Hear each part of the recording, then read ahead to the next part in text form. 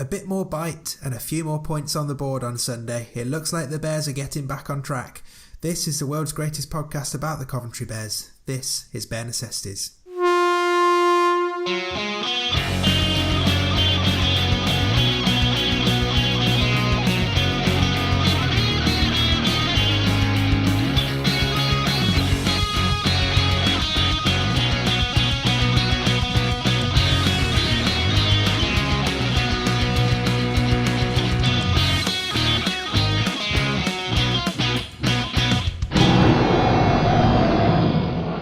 Yes, welcome to Bear Necessities, your podcast all about the Coventry Bears. We live at covbearspodcast.com. We're at covbearspodcast on Twitter. You can subscribe in Apple Podcasts, YouTube, Stitcher, plenty of other places, and we're sponsored by the Bears Vice Presidents and York's Tim.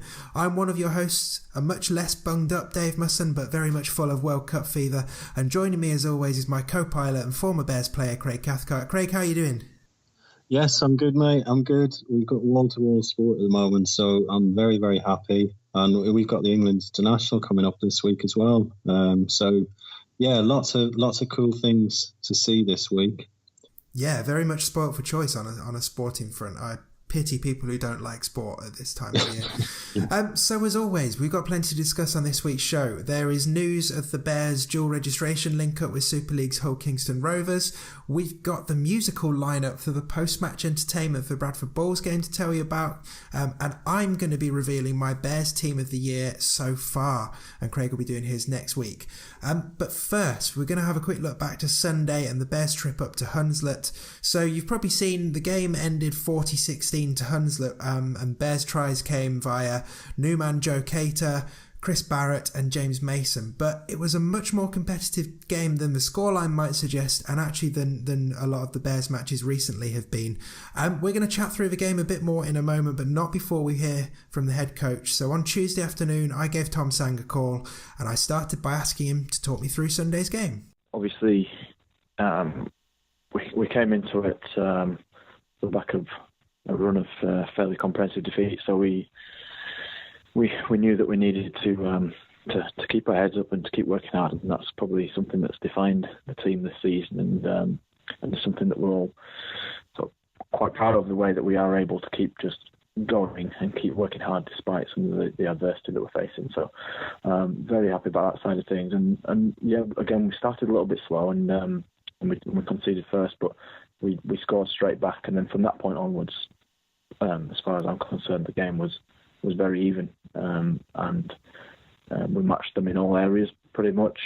Defensively, we were strong through the middle, on the edges. They threw quite a lot at us, and they did make a few half breaks, but our scramble was excellent, and our desire to get back and shut them down was great, and we forced some errors off the back of some of their half breaks, and then obviously ourselves, we changed things up a little bit. We were a little bit more direct with what we were doing with the ball, which helped us and got us going forward really well. So at the end of the game, sort of reflecting back on it, I don't think the scoreline at all reflects how even the game actually was. And 3 of their tries were off the back of, 2 were off the back of poorly placed kicks from us, and 1 was off the back of an offload. All 3 of those incidents right on the Hunslet try line, where we were pushing for our own score. And then they go 95 metres down the other side of the far length of the field to score themselves. That's 18 points that we've given away, where we could quite easily have scored ourselves in that situation. So although the scoreline looks like it's blowing out against us, and if you weren't at the game, you could easily think that we've been on the end of a tough game, but actually it could have very easily gone the other way. It sounds like you got a bit of a reaction after the Oldham game as well. That must be pleasing for you.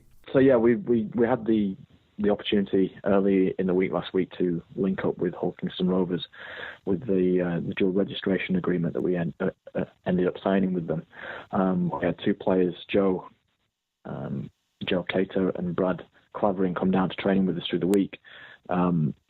And that I think that put a bit of an extra bounce in our player step, because training through last week was a real high quality and a good intensity. And I think it was just an injection of new blood, I suppose, at the right time as we came to the halfway point of the season. And just I think also like on a number of levels, it obviously these guys coming down and the news that we were having this agreement with Hull Kingston Rovers, I think sort of refocused our players to they needed to work hard again to make sure that they kept their place in the team, and if they do that, they will keep their place in the team. But also they wanted to, I guess, impress their new teammates as well to some extent.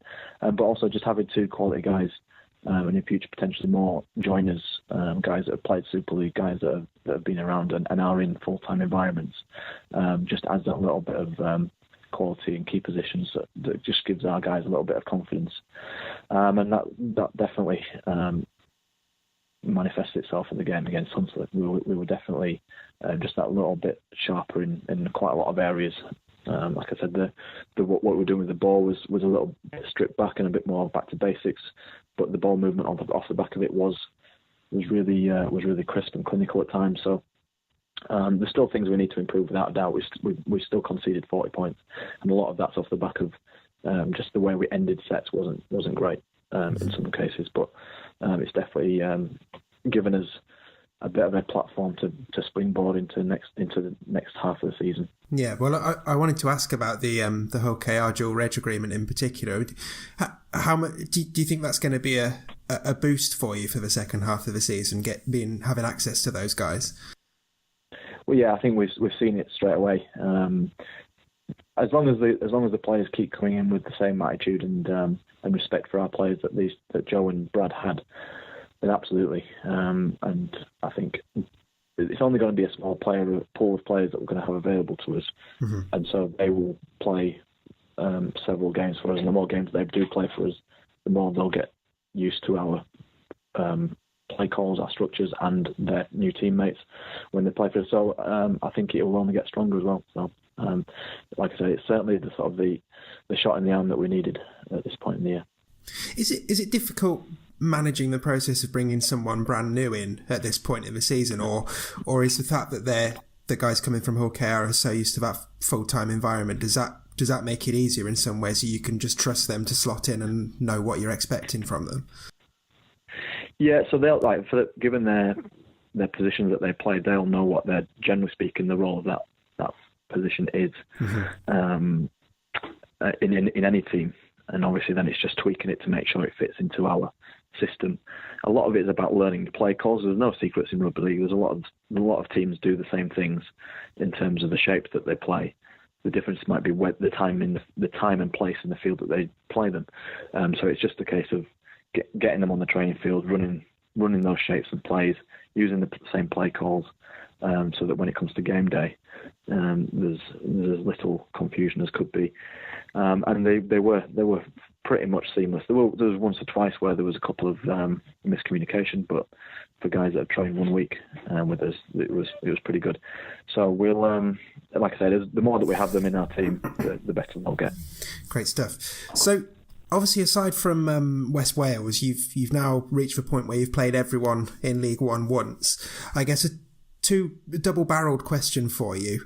Who would you say has been your toughest opponent so far? And if I asked you for a quick halfway report for the Bears, what would that look like? What would that sound like? I think Oldham were probably the most physical team that we've played in the league, and probably the most sort of ruthless in terms of both attack and defence. So every opportunity that came their way, they finished. But with the ball, without the ball defensively, they just gave no chance of scoring. And they've nilled 4 or 5 teams this season. So that's sort of reflected across. That's a consistent theme for them defensively. They're really, really tight, and their process defensively is just spot on, consistent. Obviously, Bradford have a lot of flair in their team. And just because they're a full-time team in League One, they're that little bit fitter, that little bit stronger, and that little bit faster, so they can get away with some process mistakes by just the athleticism of their players can get them out of trouble sometimes. So they're obviously up there. And then in terms of structure and shape, I don't think any team plays much better than York and the style of play they play. So for me, they're the top 3 teams in the league. Below that, there's probably 4 or 5 teams that are all around about the same sort of standard. With your Hunslets, Keithleys, your Workington and Whitehaven, I think they're all around the same sort of standard. But those 3 really sort of stand out for me. And in terms of how you think the Bears have done at the halfway point? Yeah, I mean, look, we came into the season with a completely rebuilt squad, a squad which you take out 2 or 3 players and the average age is just over 20 years old, of which those players, very few of them have played consistent and regular League One semi-professional rugby. So on top of that, up until now, a lot of the other teams have and continue to have dual registration agreements themselves with Super League teams. So up to this point, realistically, we're probably where, if all things are laid out on the table, we're probably where we ought to be and where we should be, really. I think the fact that we're not at the bottom of the table, that we have beaten the sort of a Hemel team away, which they're improving as the season goes along. Obviously, we haven't played West Wales yet, so we'll see what we can do against those guys. But they're around us in the table, so they're games that we're targeting.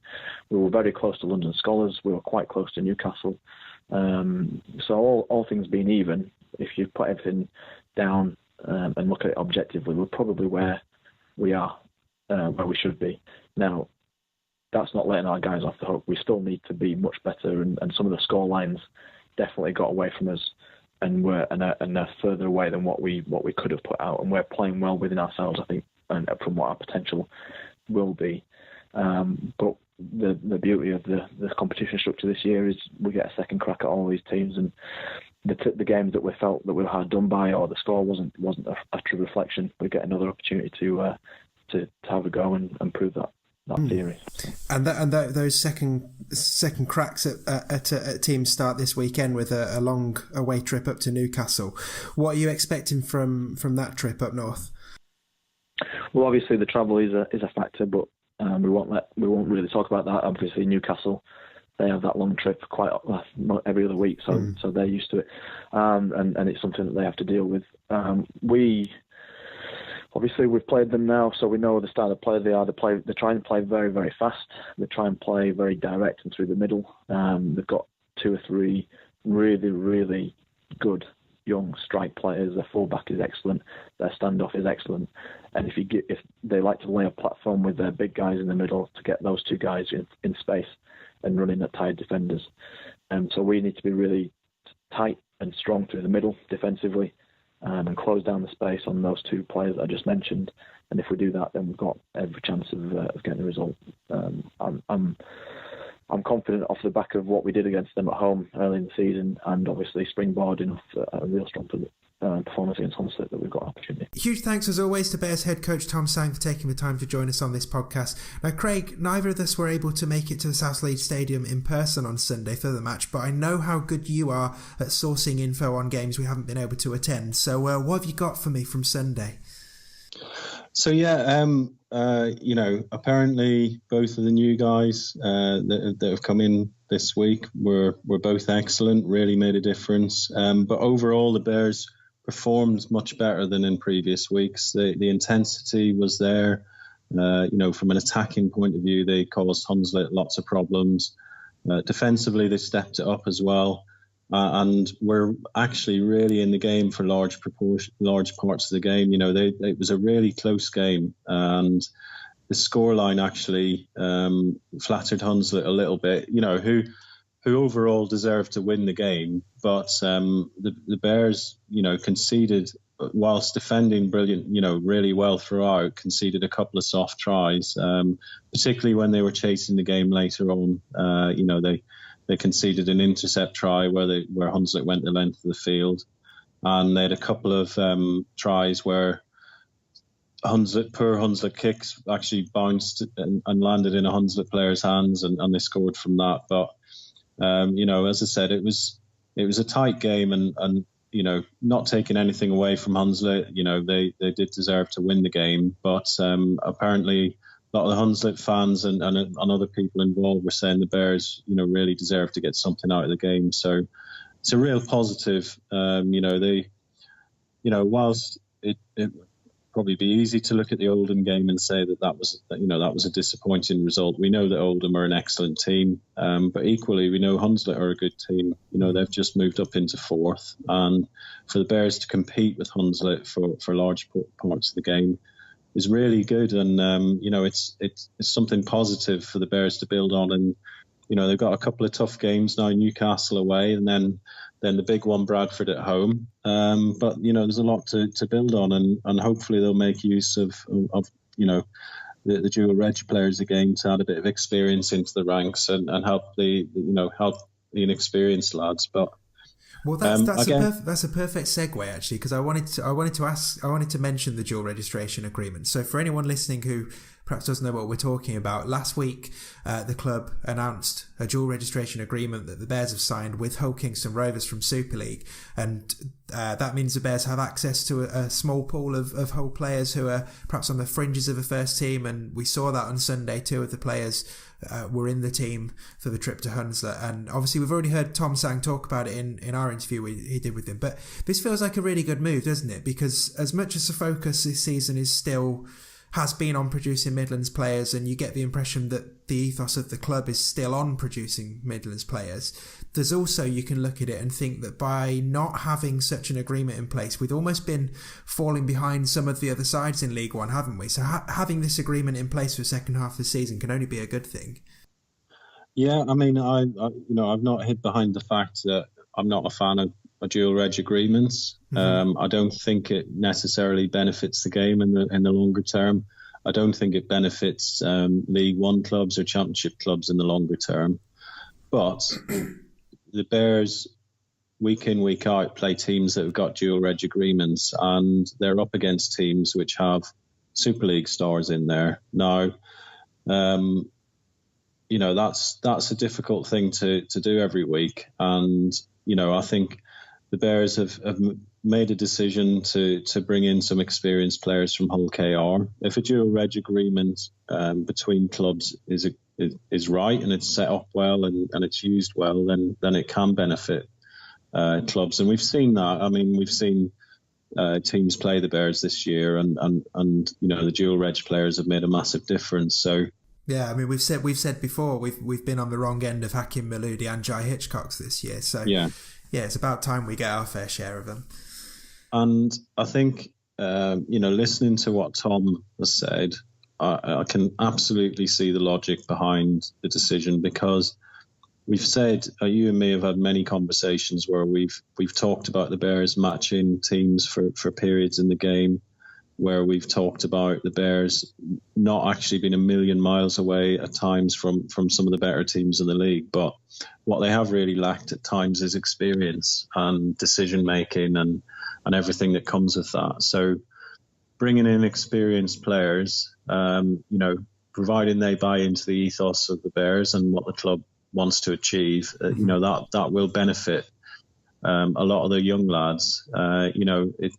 We keep forgetting sometimes that a lot of these guys are very, very young, 18, 19 years old with very little experience playing in League One.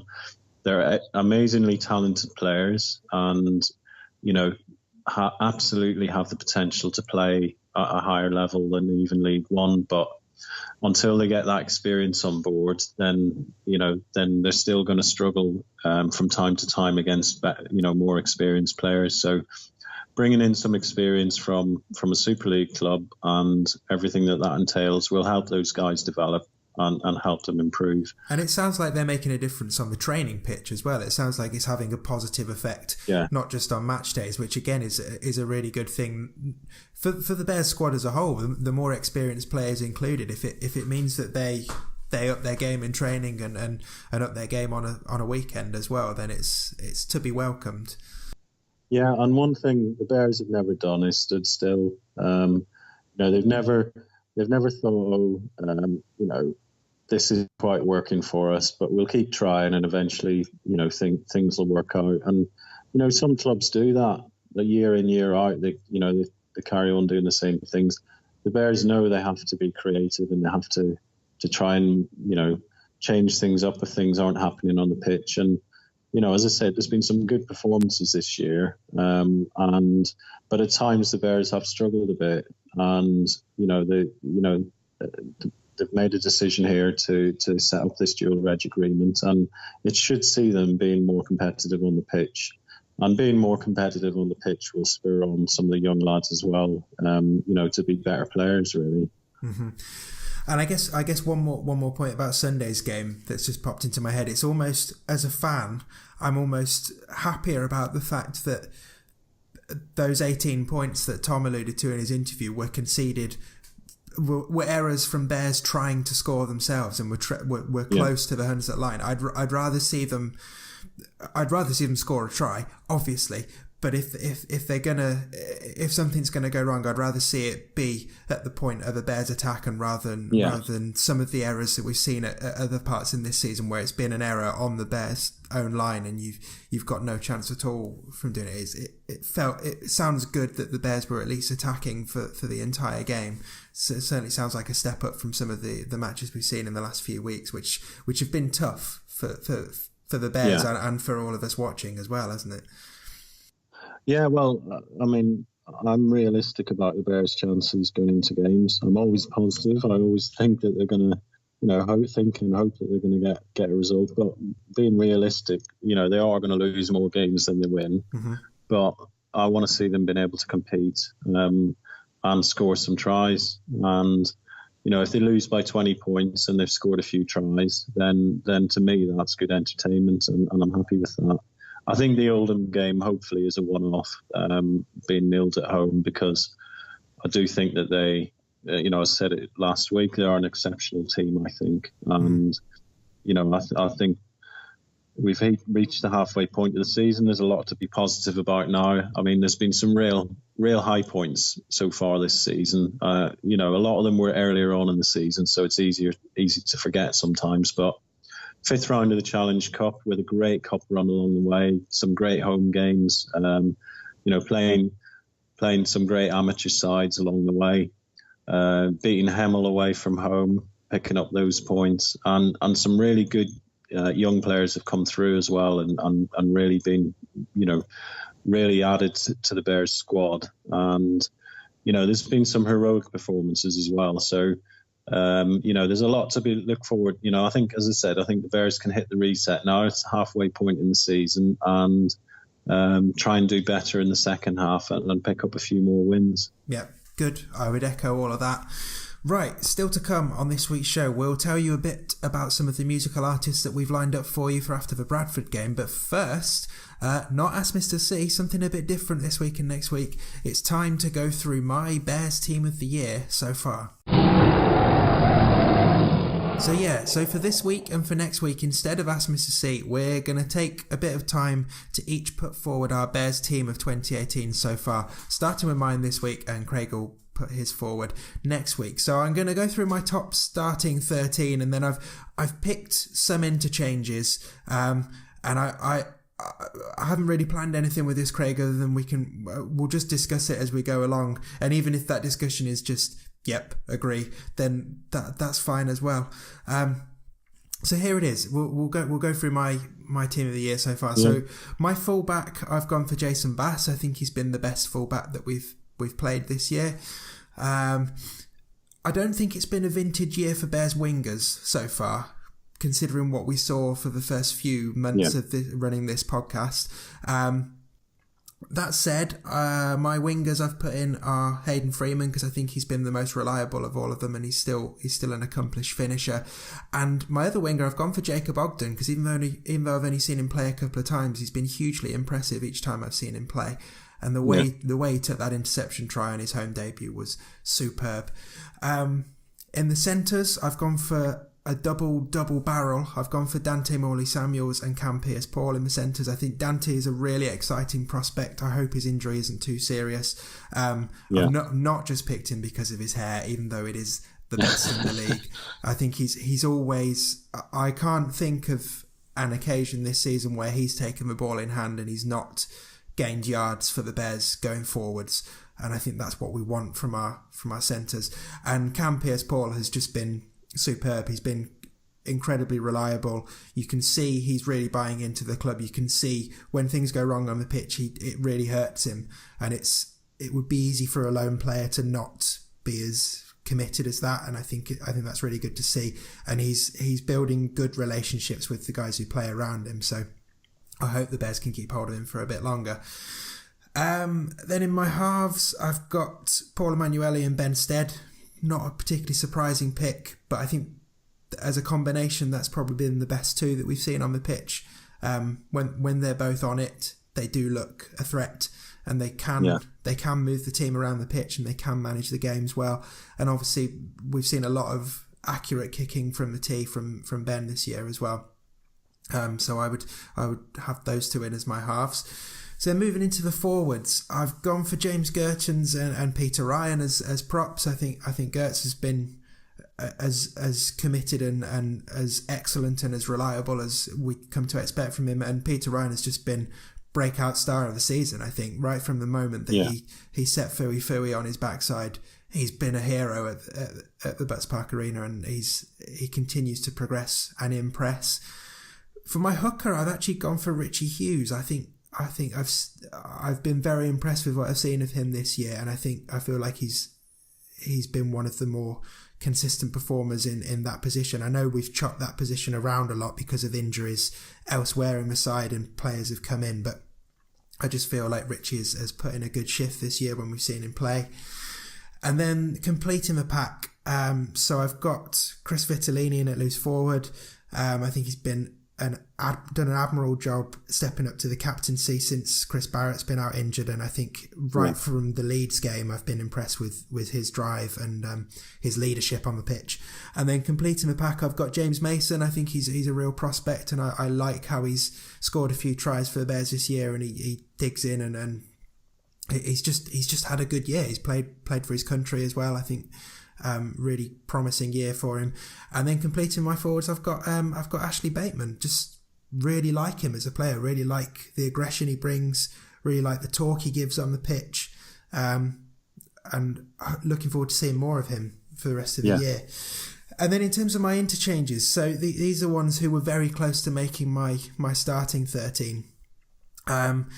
I've got Malachi Lloyd-Jones. I really like it when he comes off the bench. I think he offers real impact.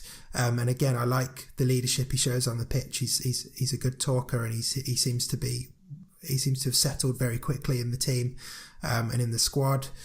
I've got Lewis Lord on there. I think he's been impressive when he's played. I think we definitely missed him when he was injured. And I like that he gets the team moving on the front foot. I know we've not seen him for much of the season, but Chris Barrett has still been hugely impressive whenever he's played, and the way he's come back from injury and the way he's trained through that injury has been testament to his character and the type of player he is.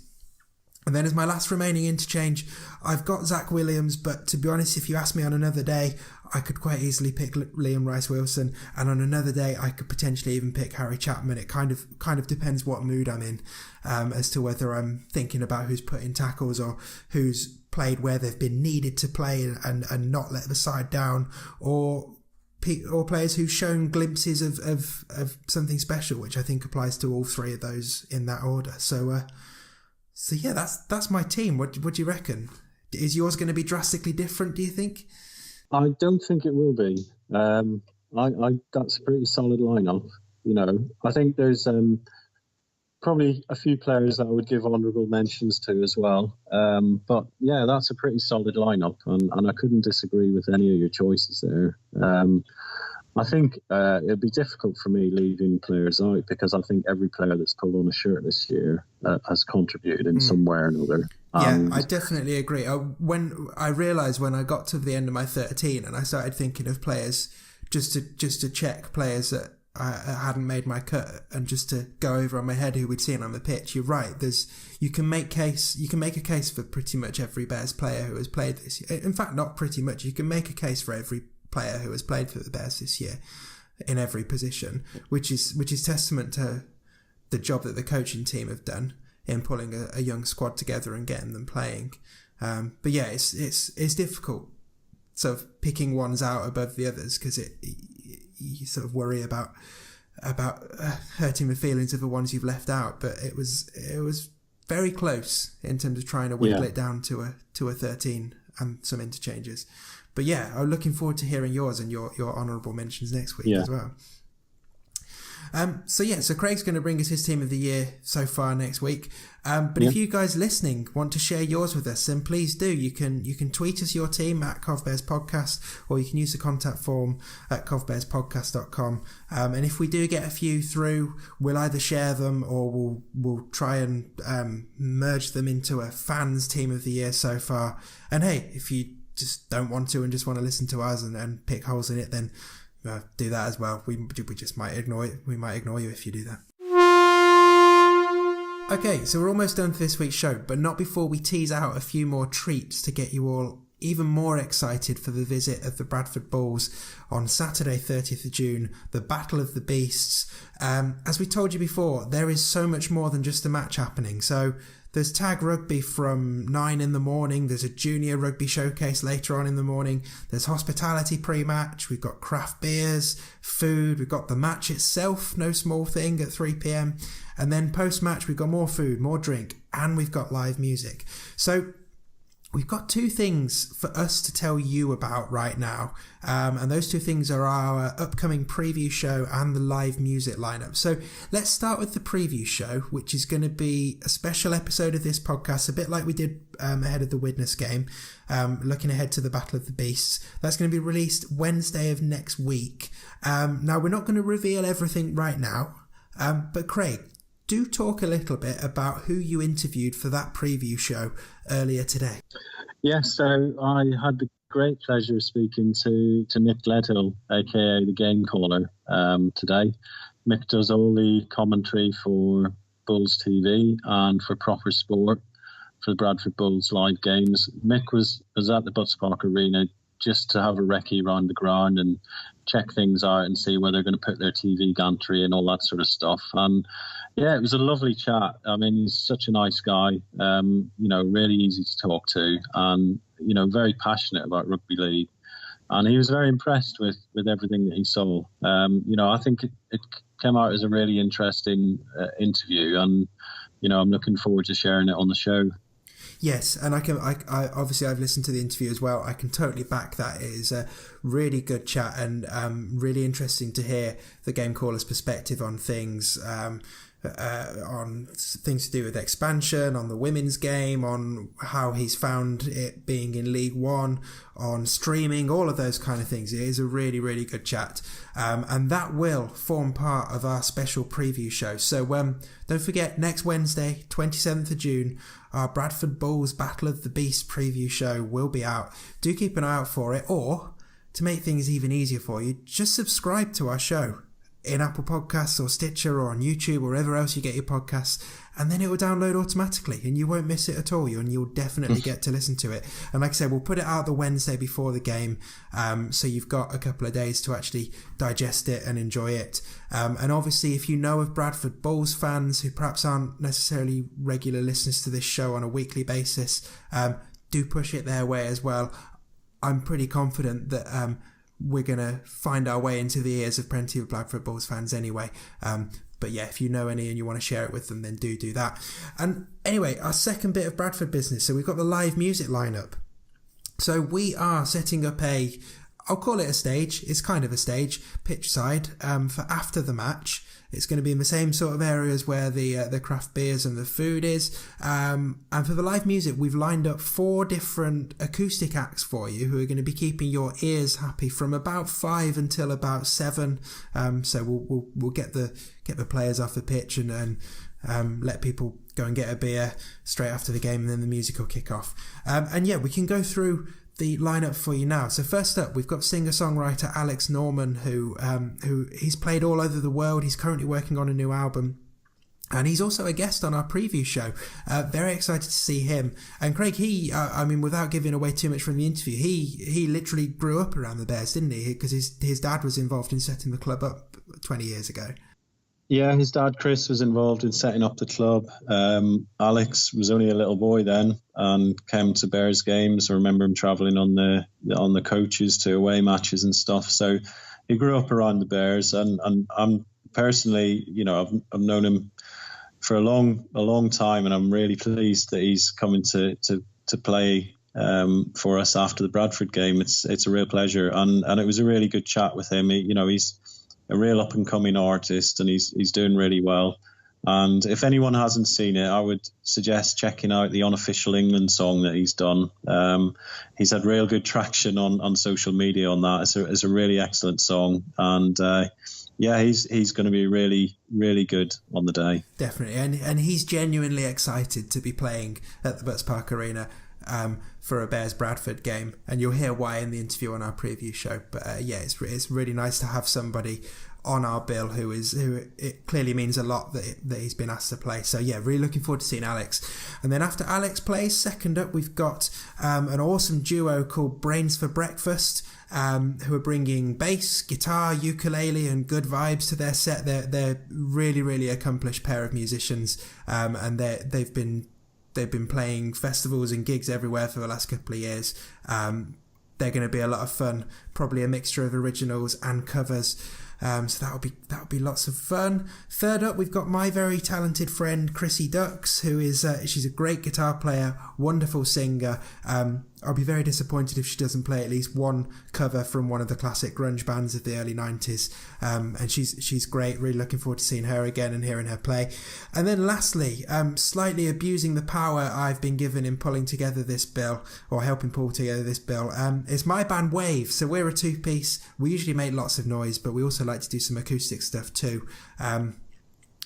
We've been thrown in on the end of the live music bill for the Battle of the Beast, so we'll round that off with our usual mixture of songs and silliness. But Craig, it's just going to be a lot of fun, isn't it?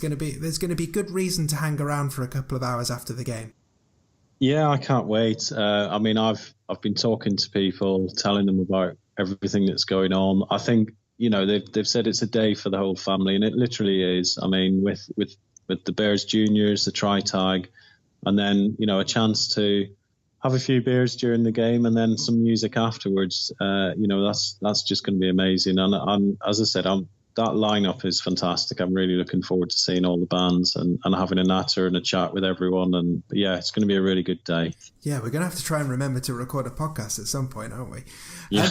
We should also point out on the Tri-Tag Rugby that not only is there going to be it happening at the Bradford game, that pre-Bradford session also counts as one of two upcoming taster sessions, because the first league will have finished by the time the Bradford game comes out, but we go right into the second league, the sort of midsummer league.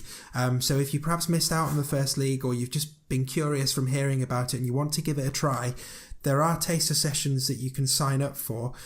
One of those is this Thursday, the 21st of June, which might well be the very day this podcast goes out. It depends on when I actually get round to editing this, but that will be at the XL Centre, which is where the games normally are. Craig, can you remember, is it 7:30 the taster session starts on Thursday? I think so, yes. But there's details it's all on the website. Yeah, it's all on the website. It's all on the Facebook page. And also the Saturday morning shift on the day of the Bradford game, I think there is also a taster session mixed in with some of the people who've been involved in the existing league also taking part in that. So a couple of opportunities for you to have a go at Tri-Tag Rugby. Regular listeners of the show will know that there is a team called Bear Necessities that features your two favourite podcast hosts about the Coventry Bears. We're having fun, aren't we, Craig? It's that's fun. One way to put it. it's fun and enjoyment of the game rather than necessarily worrying about the results. We've won one game. That's good. Yeah, that's good. That's we've won one game, and in fairness, it's been really, as you said, it's been loads of fun. We've had some players in the team that have never picked up a rugby ball in their life, and just to see how much they're progressing over the weeks is great. And, it's for me anyway, personally, it's brilliant just to pick up a rugby ball again. I might not be able to run anymore, but it's just thoroughly enjoyable. And, and certainly I'll be signing up for the next league session, which I think starts sometime in July. So, yes. Yeah, it's been brilliant. Okay, Great stuff. Well, that's just about us done for this episode. Should point out that this weekend the Bears travel up to Newcastle to kick off the second half of the season. Just a quick one, Craig. I mean, when the Thunder came down to the Butts Park Arena on Good Friday, we almost got a bit of a shock result against them. I mean, that the second half in particular from the Bears was superb. How are you feeling ahead of Sunday? Yeah, I mean, it feels so long ago that game was on, and the pitch was an absolute mudbath as well, wasn't it? And look at the pitch, and it's just crazy to think. But yeah, Newcastle came into that game on a really good run of form, and they scored quite a few points early on. It looked a bit ominous, but the Bears really put in a battling performance, and in the end could have possibly got something out of the game. I think it was 18-32 in the end.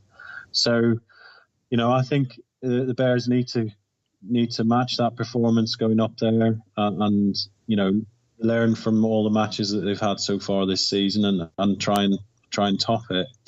I think they know what to expect. Newcastle have about 3 or 4 really dangerous players, and particularly their fullback, who was excellent that day at the Butts Park Arena. He's just a speed machine and comes into the line, and creates stuff. So the Bears have got, if they can perform like they did against Hunslet, they've got every chance of getting a good result against Newcastle. They're just going to have to, keep an eye on the Newcastle forwards, keep them, stop them, wearing the Bears' defence down, and then just trying to mark, the danger players really from Newcastle. So it's going to be an interesting game. I believe you're going to go up to the game, aren't you? I can't. Yes. Yeah, I'm travelling up north with the Bears to watch that game, so we'll be able to talk about it on next week's show. But yeah, and then we'll have the Bradford preview for you all on the Wednesday after that. So 2 episodes next week. That's pretty good value, isn't it? It's going to be a lot of fun. Yeah. It's a really exciting couple of weeks actually coming up with this Newcastle away game, and then Bradford at home. Really positive about how the Bears are going to perform in both those games as well. Yeah, it takes us back to that earlier part of the season. The last time the Bears were playing Bradford actually, and then it was the Widnes game straight after. It's all big names, big games. That's exactly what we want. Yeah. So yeah, well, I think that is us done for another show. So thanks as always for listening. Yeah. Do check out covbearspodcast.com to find links where you can subscribe to our show and the various different channels, and of course follow at covbearspodcast on Twitter for sporadic tweets from us every so often. Craig, top stuff as usual, and I will speak to you at the weekend. Thank you, mate. Cheers.